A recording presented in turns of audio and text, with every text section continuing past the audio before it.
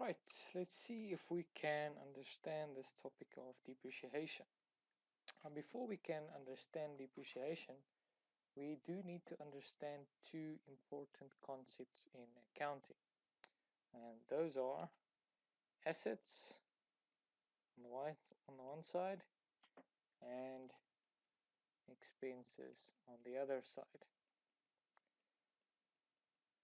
Now, assets is money or monetary value that the entity owns. So we can just say money or monetary value that the entity owns.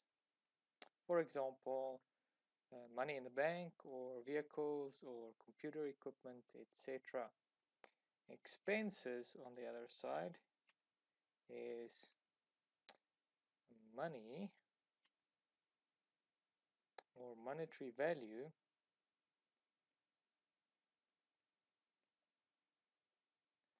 that has been given out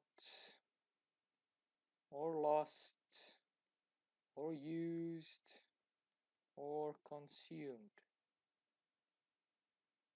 Okay, another way to think of assets is money or monetary value that has not been given out, lost, used, or consumed. And when we look at the topic of depreciation, the key terms here is going to be the money or monetary value that has not been used or consumed. If that is the case, it is going to be an asset. If the money or the monetary value has been used or consumed, that is going to be an expense. And we will see that depreciation is an expense. Okay. Depreciation is sometimes referred to as accounting for the use of an asset. Accounting for the use of an asset. So what that means is, as we are using our assets, the money or the monetary value can no longer belong to an asset account, but it will have to be moved to an expense account, which will be called depreciation. So let's assume that we have a computer. So here's my computer, beautiful computer. There's my keyboard, my mouse, and there is the desktop tower with the on button, etc. So there's my computer.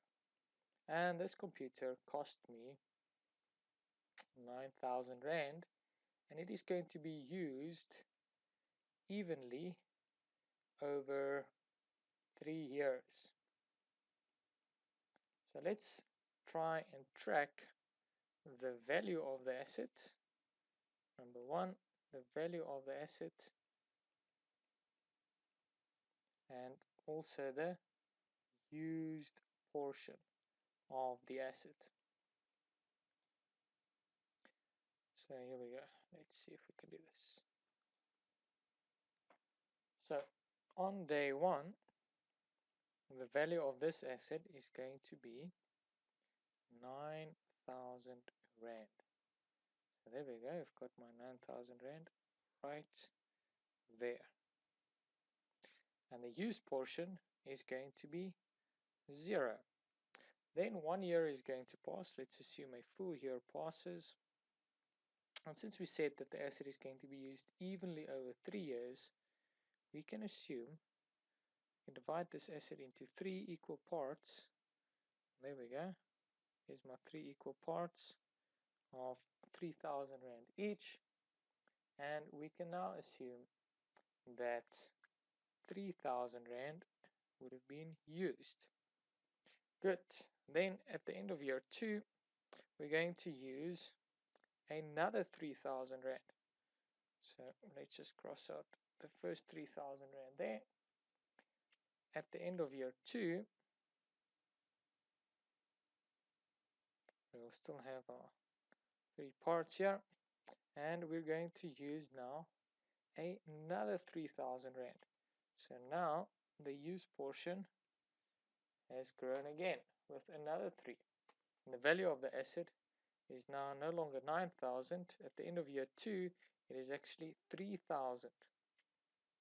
Finally, at the end of year 3, this asset, which originally cost me 9,000 Rand, is now going to be fully used up, and the last 3,000 is also being used. So I think you get the picture. So every year we lose 3,000 Rand, which has been used of this computer. And at the end of the 3 years, this computer's value is 0. So let's quickly just look at the value. On day 1, it was 9,000 Rand. At the end of year 1, it was 6,000 Rand. And at the end of year 2, it was 3,000 Rand. And at the end of year 3, finally, it is 0. The use portion, however, every year we use the 3,000 Rand. Now, in accounting, just to introduce some terminology as well, the value of the asset is going to be called the carrying amount. So this part here is going to be called the carrying amount or the carrying value. This part here, the use portion, is known as the depreciation. Okay, so there's some terms. Now, in order to keep track of the carrying amount or the carrying value in accounting, which reduces every year, we're going to make use of 2 separate accounts. One positive account and one negative account. So let's draw these 2 separate accounts. Here we go.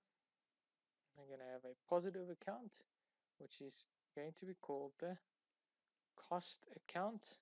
And then we're going to have a negative account, which is going to be called the accumulated depreciation account. I'm just going to abbreviate it like that. Right, so the cost account is going to remain constant throughout. So every year, the cost account is going to be the full 9,000 Rand.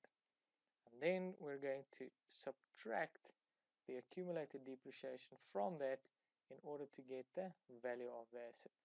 So on day 1, the cost was 9,000 Rand, and we're going to subtract nothing. Alright, so the value of the asset is then 9,000 Rand. At the end of year 1, my cost is still going to be 3,000 Rand,